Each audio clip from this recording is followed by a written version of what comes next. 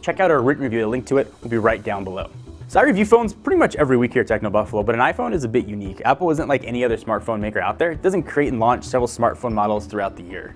Instead, once per year, with great fanfare, Apple announces the new devices that it's going to sell for the entire next 12 months. That's it. It takes one shot a year, sits back, and focuses on the next project on the table. Still, despite that approach, though, it does manage to go toe-to-toe with the Android makers that fire off several rounds each year. Hit or miss, though, it's one device, well, in this case, two per year. The strategy has worked obviously so far for Apple. They sold 10 million iPhone 6 and iPhone 6 Plus units the first weekend the device is launched. This year we presented with the iPhone 6 and the iPhone 6 Plus. We'll get into the 6 in a separate video, but for this one, it's all about the Big Daddy. So I've been pretty critical of Apple in recent years for keeping its devices so diminutive. Now that the 5.5-inch iPhone is here, is it what everyone was expecting? The answer is a very complicated yes and no. So let's first talk about the size. It's still strange to me to see an iPhone this big. It's not bad, it's just weird. Every time I pick it up, I'm reminded that it's something new. Despite what Steve Jobs might have said, Apple needed bigger phones. It had to go bigger. A company that used to lead is now quickly trying to play catch up, which itself is kind of funny since they still sell absolutely millions of devices.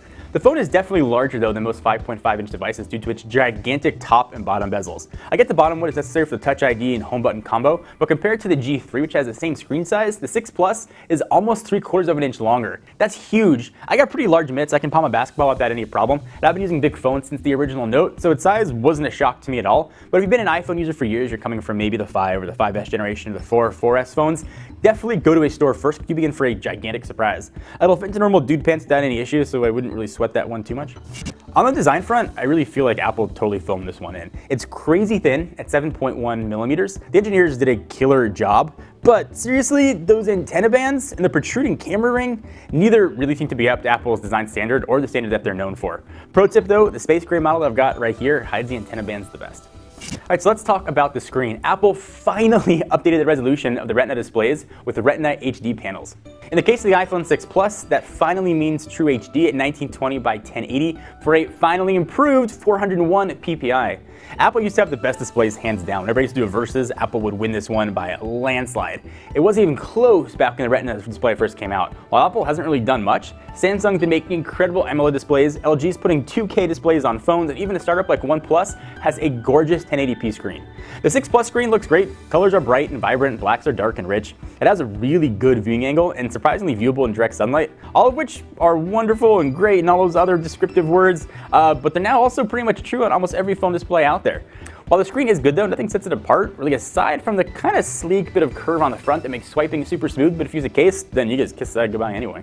Let's talk about the hardware. iPhones have never really been about specs, more about the user experience. The upgraded A processor certainly whizzes around. There's no stuttering, except for a couple of apps, but that's just on the app side. They're still a little bit buggy. I'll make this one out of the way just quickly because I know it's going to be a topic in the comments, and the bending issue. If you take any phone and you put enough pressure and torque on it, it's going to bend. If you put this thing in your pocket, you wear tight pants, the phone is not going to bend. Don't worry about it. It's been blown way, way, way, way out of proportion. Don't sweat it. If you really are especially nervous about it, put a case on and problem solved. You will be fine. Bendgate is not a thing you need to worry about. I will say that I'm looking forward to trying Apple Pay, but as of this filming on October 1st, it's not yet available.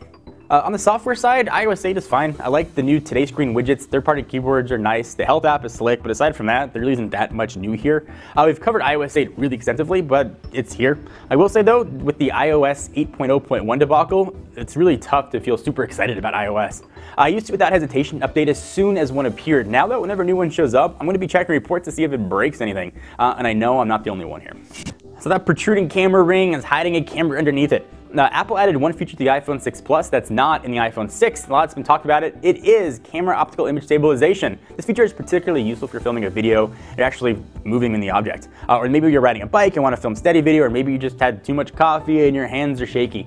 OIS can help offset all sorts of problems, particularly taking photos at night. We found that it did an incredible job in low light shots.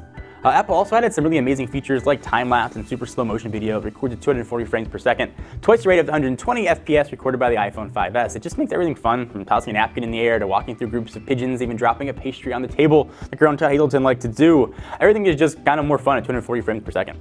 I will say though, I found myself reaching for the 6 Plus when I wanted to take pictures over my Sony RX100, which says quite a bit because I love that camera.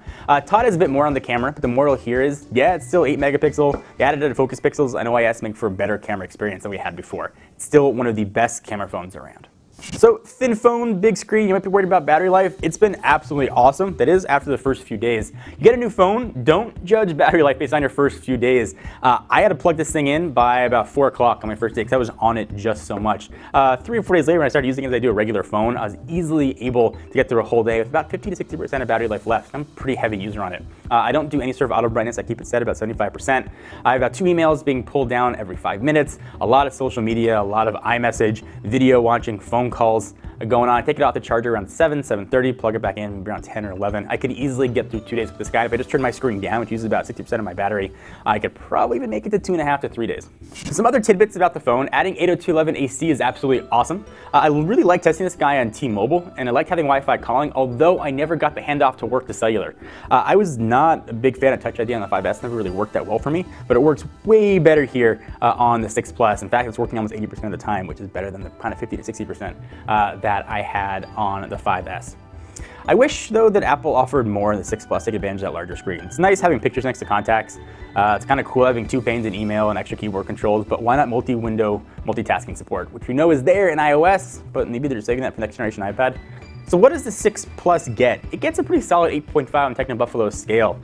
It and the 6 are the best iPhones ever made. For an iOS user, jump in, you're going to love the improved experience. If you're on the fence, or maybe you're an Android or Windows Phone or BlackBerry user considering switching, try it in store first. You might not like the experience, might not be everything you expected and heard about iPhones. Android and other OSs have gotten really good and really competitive. This is not the blowout that it was 4 or 5 years ago. There are a ton of great phones out there and are available. The iPhone 6 Plus is just one of the many. Thank you guys for watching. I hope you enjoyed. We love technology here. If you do too and you want to see what's next, of course, just hit the big subscribe button down below to get the latest videos from Techno Buffalo. And we just launched our new Twitch channel, so if you want to see us game, albeit sometimes a little bit horribly, check us out at twitch.tv/technobuffalo.